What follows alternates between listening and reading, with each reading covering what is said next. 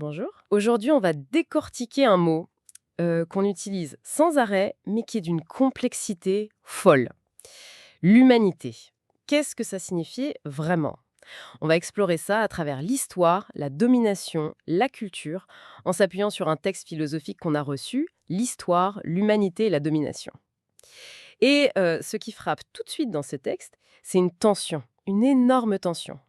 D'un côté, on a cette belle idée d'humanité partagée, universelle, et de l'autre, l'histoire est pleine d'exemples où des peuples en ont dominé d'autres, la traite négrière, la colonisation.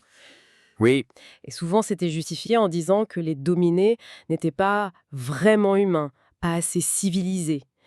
Alors ça pose des questions fondamentales. L'humanité est compatible avec la domination. La culture, la civilisation, c'est ça qui fait l'humanité. Et nous, là-dedans, notre rôle d'individu dans l'histoire. exactement ça. Notre objectif ici, c'est vraiment de déplier tout ça, voir comment ces notions ont été utilisées, parfois détournées, et réfléchir à ce que ça veut dire pour nous aujourd'hui. Bon, alors, on y va? Allons-y. Pour commencer, comment le texte définit l'humanité? Il y a un premier sens, assez direct, non? Oui, tout à fait. Le premier sens, c'est simple. L'ensemble des êtres humains. La totalité. Point. D'accord. Mais il y a un deuxième sens, plus philosophique, on va dire. L'humanité comme une qualité. Une sorte d'ordre éthique, moral, ce qui nous distinguerait de l'animal. Le texte cite Sophocle d'ailleurs. Il est bien des merveilles en ce monde, il n'en est pas de plus grand que l'homme. Ça place l'homme un peu à part. Hmm. Cette idée d'être à part. Exactement. Et cette spécificité, elle est creusée. Pascal, par exemple, est évoqué pour sa vision de l'humanité comme une chaîne continue à travers les générations. Un grand corps qui apprend, qui se transforme. Ça rejoint une idée forte du texte via Karl Jaspers. La nature humaine n'est pas figée. Ah oui. L'homme est mouvement. Il se fait. Il n'est pas juste donné à la naissance.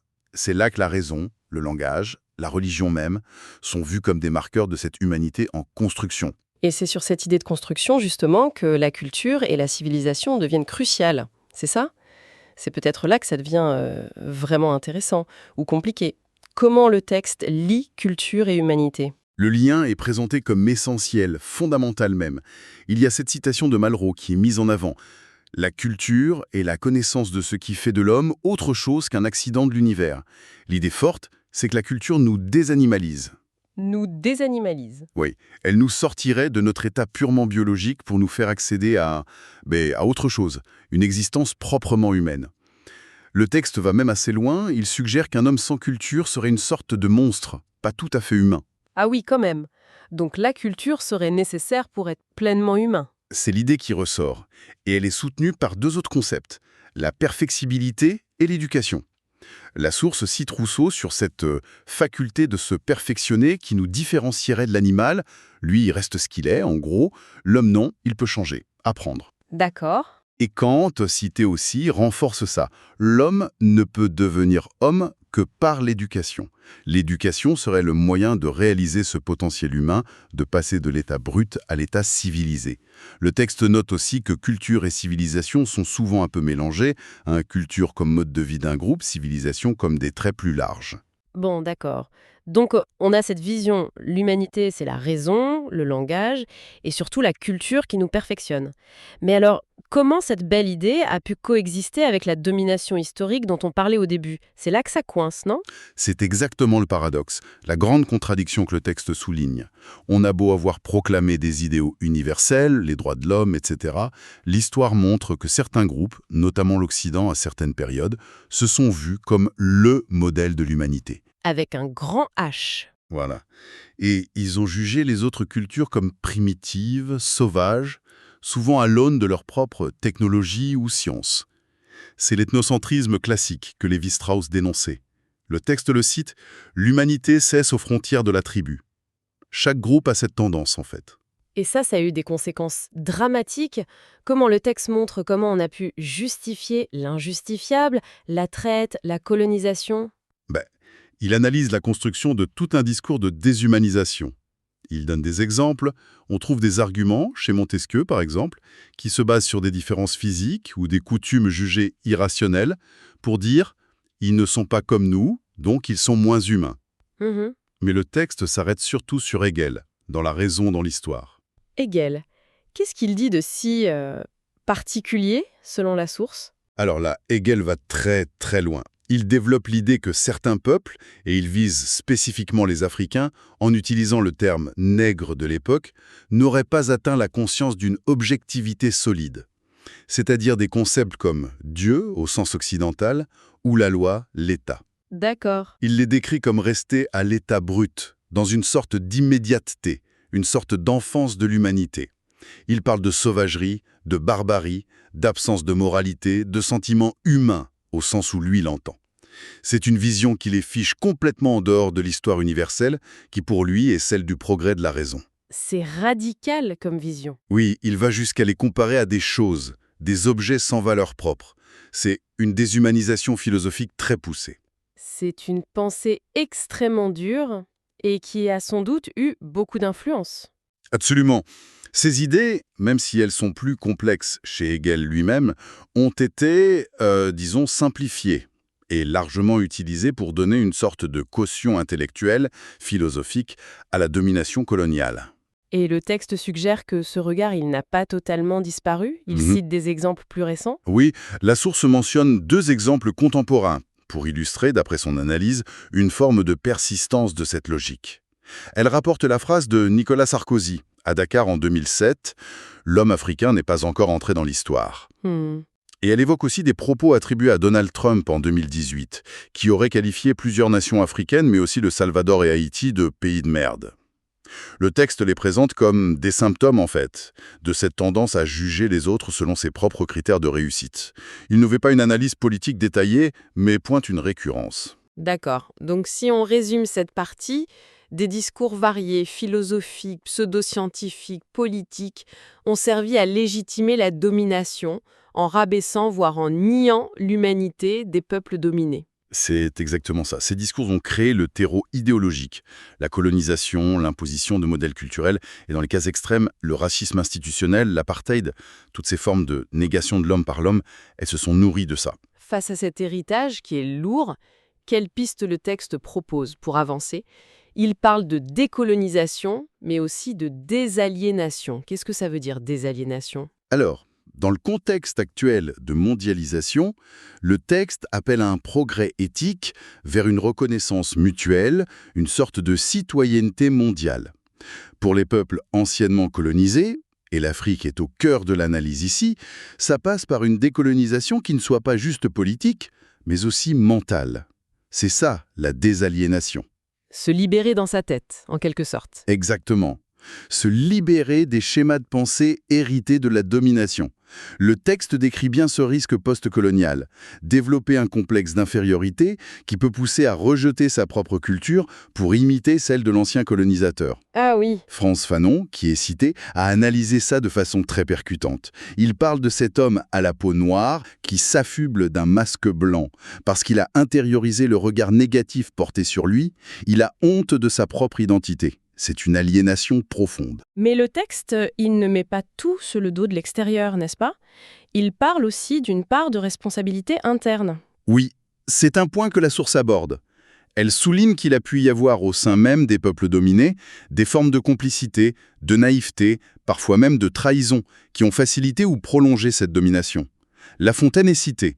Tout flatteur vit aux dépens de celui qui l'écoute. D'accord. Sans forcément valider tous les exemples historiques précis donnés, l'idée générale est qu'une prise de conscience interne est cruciale pour briser ces dynamiques et reprendre pleinement sa souveraineté, y compris culturelle et psychologique. Et comment cette prise de conscience, cette désaliénation, elle peut se faire concrètement?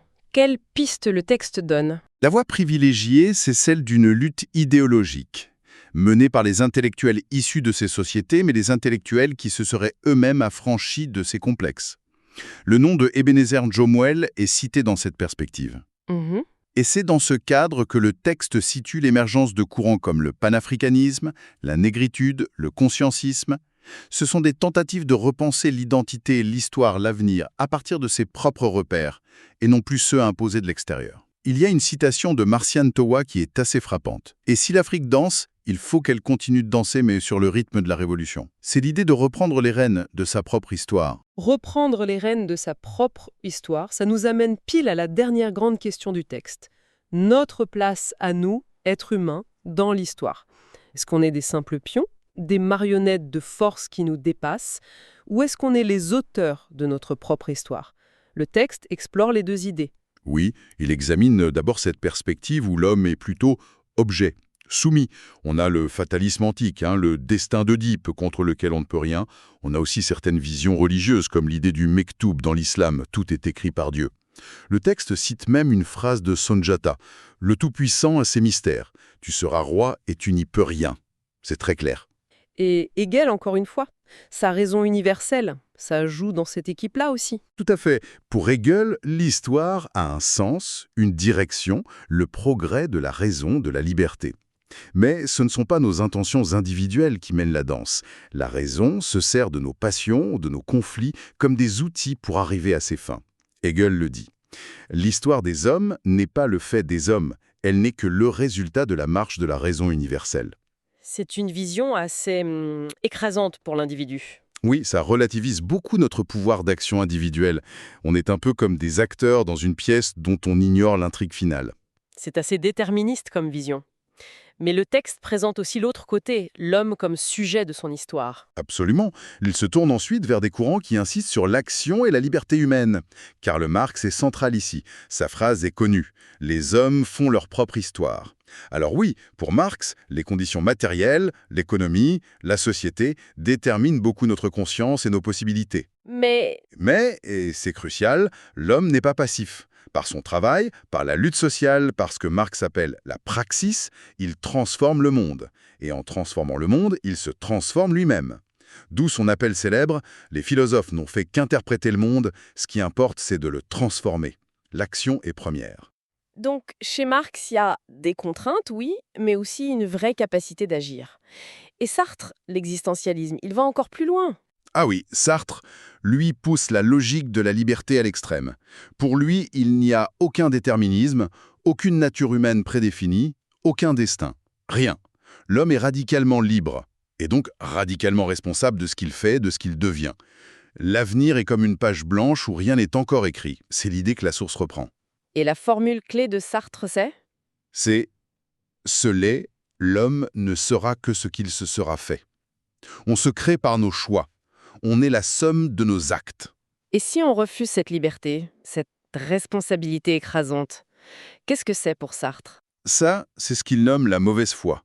C'est se trouver des excuses, se cacher derrière des déterminismes, dire « j'ai pas choisi, c'est pas ma faute ». Alors que pour Sartre, même dans les pires situations, il y a toujours une marge de choix, une façon d'assumer sa situation. C'est une vision exigeante, c'est sûr, peut-être angoissante, mais elle met l'individu au centre, comme créateur de son propre sens. D'accord. Bon, on a fait un sacré tour. On a vu la définition de l'humanité liée à la culture, puis sa négation historique via la domination, les pistes pour s'en sortir, la désaliénation, et enfin ce grand débat, objet passif ou sujet actif de l'histoire. Si on devait synthétiser tout ça, qu'est-ce qu'on retient? Ce qui ressort très fort, je crois, c'est cette tension constante entre un idéal d'humanité universelle qu'on aimerait partager et puis la réalité historique ou des définitions très restrictives de l'humain basées sur la culture, la race, la techno, ont servi à exclure, à opprimer. Oui. Et le texte, il se termine sur un appel, en citant René-Jean Dupuy, qui parle de « l'humanité s'impose comme un ensemble à gérer, une communauté à construire ». L'enjeu, finalement, ce serait ça. Construire activement cette communauté humaine, solidaire, faire reculer l'oppression et surtout favoriser un vrai dialogue entre les cultures, une reconnaissance mutuelle. C'est un beau programme. Oui, c'est un horizon. Et pour finir, peut-être juste une question pour prolonger la réflexion. Si l'histoire nous montre comment les définitions de l'humain ont été des outils de pouvoir, eh bien, quelles définitions on utilise nous, aujourd'hui, dans nos sociétés, nos discours? Est-ce qu'il n'y a pas encore des façons, peut-être plus subtiles, moins conscientes, de tracer des lignes, de diminuer la valeur de certains groupes, de ne pas reconnaître pleinement leur humanité? Comment nos propres histoires, nos manières de raconter le monde, influencent notre capacité à voir et à construire cette humanité vraiment partagée que le texte appelle de ses vœux? Voilà, matière à réflexion.